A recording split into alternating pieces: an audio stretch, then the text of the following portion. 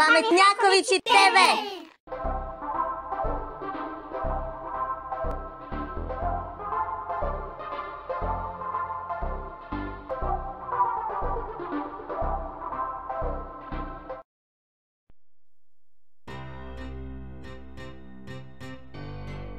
Počeo sam se baviti sa 5 godina, brat je prvi počeo i onda sam ja za njim na Šubićevcu smo krenuli i jednostavno od prvog dana sam to htio i s tim sam se krenio baviti. Eto, danas sretan i ponosan što sam ostvario svoje snove.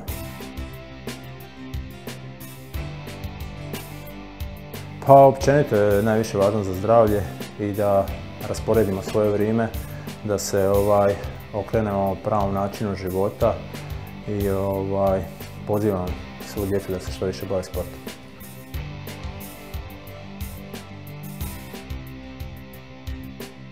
Stvarno ne znam, nisam o tome nikad razmišljao, ne znam šta bi bio stvarno. Pa ništa, pozivam svu djecu da se bave sportom općenito i da imaju neke zacrtane svoje snove i da ih pokušaju ostvariti preko tog puta i u biti sport je najbitniji za sve. Pametnjakovići TV.